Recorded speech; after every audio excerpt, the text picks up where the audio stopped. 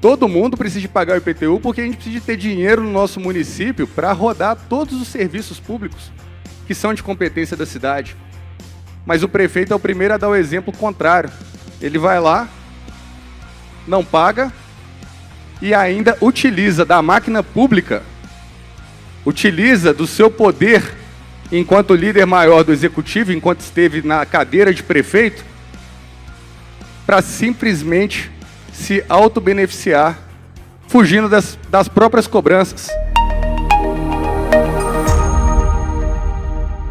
Prezados colegas, boa tarde. E primeiro, vereador Gabriel, eu já tinha planejado, de fato, estar nessa tribuna hoje, porque me sinto muito honrado como vereador e, pela primeira vez, fazer uma fala aqui na tribuna perante há poucas semanas de uma eleição tão importante para o nosso país. E é muito bom não ser candidato. Não é muito. A gente sabe a luta que é, vários colegas que estão aqui hoje são candidatos, mas a gente ter uma atuação independente e uma atuação de trabalho comprometido e sério faz toda a diferença. E a questão principal que me traz aqui é que a gente vive num Estado democrático de direito. E quando a gente fala em Estado, a gente está falando em o quê? Em território, nosso povo. O povo brasileiro, que é um povo extremamente miscigenado. Todos nós temos raízes nos índios, na África, na Europa. É um povo que sempre soube viver em harmonia, mas que precisa de encontrar um caminho de prosperidade. E a gente está aqui, como povo, vivendo um Estado democrático. E quando a gente fala em democrático, a gente está falando em quê? A gente está falando da forma com a qual a gente toma as decisões. As decisões são tomadas pelo voto. Nós estamos aqui num parlamento, a cada assunto que chega aqui, nós votamos e, pelo voto, tomamos uma decisão colegiada, coletiva, para a nossa cidade. Isso acontece, obviamente, dentro do nosso Estado e tem que acontecer da mesma forma também na União. E nessas decisões a gente define as nossas regras, as nossas leis. E por isso, por estar no Estado de Direito, a gente teoricamente deveria ter todo mundo respeitando as mesmas leis. E aí começa a confusão que o Brasil existe aí na política, que nós temos na política do país. Alexandre Calil, como prefeito, deixou muita coisa sem fazer, muitas falhas. A gente teve a oportunidade ao microfone aqui de citar algumas, mas nosso trabalho começou a demonstrar e observar muitas irregularidades. Nós tivemos duas CPIs muito importantes nessa casa aqui, e as duas indicaram indiciamento por irregularidades e crimes atribuídos ao Alexandre Calil. Relatórios esses que estão dentro do Ministério Público e que precisam de continuar. Nada pode ficar parado, porque a gente vive no Estado democrático de direito. Então, se existem leis, elas têm que valer para todos, seja na gestão pública para diligenciar sobre os contratos, seja para a nossa cidade perante as nossas posturas e, enfim, inúmeras leis. Mas a gente vê um prefeito que não gosta de pagar sequer o IPTU. Todo mundo precisa de pagar o IPTU porque a gente precisa de ter dinheiro no nosso município para rodar todos os serviços públicos que são de competência da cidade. Mas o prefeito é o primeiro a dar o exemplo contrário. Ele vai lá, não paga e ainda utiliza da máquina pública, utiliza do seu poder enquanto líder maior do executivo, enquanto esteve na cadeira de prefeito, para simplesmente se autobeneficiar, fugindo das próprias cobranças. Cobranças de IPTU, que qualquer cidadão aqui sabe, mesmo nos momentos mais difíceis da pandemia, que o nome dele foi ser pendurado lá no SPC Serasa, lá com protesto no cartório cartório de protestos. Essa é a realidade da cidade, e todo mundo sabe muito bem o peso que é. Um prefeito que não paga seus funcionários, começa a receber ações no Ministério do Trabalho e, pasmem, as condenações judiciais arrolam o próprio município e a penhora entra lá no cofre do município. É Belo Horizonte pagando conta do prefeito. Isso foi demonstrado aqui, foi muito bem trazido, inclusive, pela nossa vereadora Fernanda Pereira Altoé. E o que a gente viu? A gente viu a prefeitura sendo extremamente conivente. Então, tudo isso é a digital da má gestão, é a digital de quem não está comprometido, de fato, a servir enquanto está aqui num posto, num cargo político, e sim de se servir da máquina pública para o interesse pessoal. E quem que Calil foi abraçar? Luiz Inácio Lula da Silva, corrupto. Os maiores esquemas de corrupção do país, Mensalão, Petrolão, várias delações premiadas, documentadas, pessoas arroladas nesse processo, condenado em primeira instância, segunda instância. E o que a gente vê agora? Uma campanha que parece que nada disso aconteceu. A gente sabe a importância que é da população melhorar seu nível educacional, melhorar o seu conhecimento, a gente se tornar, enquanto povo, um povo mais de excelência, e a gente vê as pessoas sendo tratadas como se fossem burros. Por quê? O brasileiro tem memória curta? A nossa memória não é curta. A gente está aqui justamente para fazer essa virada de página. E cada um dos parlamentares que hoje ocupam, não só essa casa, mas todas as casas pelo Brasil afora, tem a obrigação de esclarecer a população da importância que é esse momento da eleição. A gente não pode continuar simplesmente conduzindo assuntos, olhando propagandas, vendo vídeos engraçados que circulam às vezes na internet ou em grupos de WhatsApp. Espera aí, nós temos entre os três candidatos a senador, candidatos a senador que estão disputando a eleição esse ano, olha o que cada um é. A gente precisa aqui de trabalho, de gente que chega e que sabe articular para que as coisas que precisam ser feitas, sejam feitas.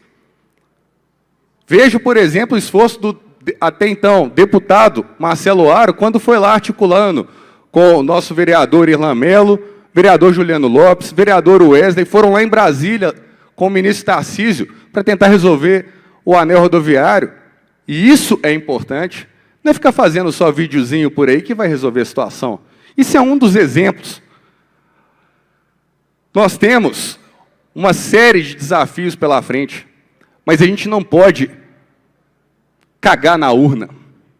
A gente não pode, na verdade, simplesmente ignorar isso para falar eu gosto de fulano ou de ciclano. Eu sei que a eleição está polarizada, mas a gente está aqui enquanto eu, Marcela e Fernanda, como bancada do Novo, a gente está tentando ser políticos que dão exemplo. Exemplo de quê? De trabalho, de economia nos mandatos, de comprometimento com a coisa pública. Isso é o que a gente busca. E eu vejo que, independente de ser ou não participante do Partido Novo, muitos hoje já têm atitudes novas. Isso é uma mudança real que o nosso país está enfrentando e está acometendo. Então, eu espero que a gente realmente tenha um olhar bem crítico. Faltam só 2 semanas e que toda a população tenha o discernimento de uma boa tomada de decisão. Eu espero que o governador Romeu Zema seja reeleito, mas eu não quero que o Lula seja reeleito, porque é o símbolo do atraso se a gente tomar uma decisão dessa coletiva. Vou te dar uma parte, vereador Gabriel. Eu gostaria muito que a gente lembrasse desse momento e que a gente pudesse realmente conquistar bons resultados. Mas como o vereador Gabriel está pedindo uma parte, ele sempre é uma pessoa colaborativa e que vai trazer grandes informações, eu vou conceder a palavra a ele nesse momento. Fique com a palavra, vereador Gabriel. Obrigado, vereador Braulio. brincadeira sempre à parte, Vossa Excelência traz um tema que é fundamental. Eu repito, nunca uso o microfone aqui da Câmara Municipal para tratar assuntos que extrapolam os limites municipais. Nós somos um parlamento de Belo Horizonte. Mas não dá para negar que a eleição impacta profundamente na nossa cidade. E eu trago, portanto, o assunto que eu considero prioritário para a cidade de Belo Horizonte, quando o tema é Estado Democrático de Direito e a nossa capacidade de escolher alguém nas urnas. Sim, nós vamos votar para presidente, governador, senador, mas eu quero aqui dar o enfoque para 2 votos fundamentais, o de deputado estadual e o de deputado federal. Esta Câmara Municipal é didaticamente, meu caro professor Juliano Lopes, professor Vanderlei Porto, querida Marcela Trópia, um exemplo do que a independência do parlamento gera para o cidadão. Sim. A Câmara Municipal de Belo Horizonte, e eu sempre comparo com as câmaras dos maiores municípios do Brasil, a Câmara Municipal do Rio de Janeiro e a Câmara Municipal de São Paulo não têm a postura que nós temos em relação à prefeitura. Lá não há uma independência. E, com todo respeito aos colegas, e com certeza há colegas independentes, mas, no todo, como na maior parte das câmaras municipais do Brasil, Braulio, trata-se de um poder que, de certa forma, deixa muito a desejar no critério de independência e fiscalização. Hoje, a crise do Brasil, porque o Brasil vive uma crise gravíssima, tem endereço certo na Praça dos Três Poderes. Câmara dos Deputados. Câmara dos Deputados. Eu insisto, quando o Poder Legislativo não faz a sua parte, o Executivo se extrapola e o Judiciário se sobrecarrega. Ou os parlamentares têm essa independência, têm essa capacidade de limitar o Executivo e de aliviar para o Judiciário, ou a crise se coloca. A briga que se estabelece hoje no Brasil, Juliano, pelo voto para presidente da República, é lamentável se você pensa na ausência de atenção das pessoas para a escolha do deputado federal. Idem deputado estadual. Eu sou de Belo Horizonte, eu quero deputados federais que, de fato, saibam que uma obstrução, uma articulação de uma bancada que tem 53 deputados e pode paralisar o Congresso se quiser, porque nós fazemos isso aqui nessa casa, para trazer, sim, metrô, para trazer, sim, anel rodoviário, para trazer, sim, estrutura, recursos. Isso é muito importante, mas tem uma bomba relógio nos pilares da democracia brasileira. Eu não sou contra, meu caro Wilsinho, emendas parlamentares, tanto que votei pela nossa PELO, e hoje temos esse instrumento aqui. Mas o orçamento secreto, como está constituído no plenário da Câmara dos Deputados, com parlamentares destinando emendas para municípios, para que esse dinheiro volte para o bolso desses parlamentares, é uma bomba. A primeira mais grave. E fundo eleitoral, em que 97% do fundo vai para menos de 10% dos candidatos, é outra bomba amarrada no pilar da democracia brasileira. Eu não sou contra criticar o modelo de financiamento em que só pessoas e empresas participam. Isso é minha dissertação de mestrado.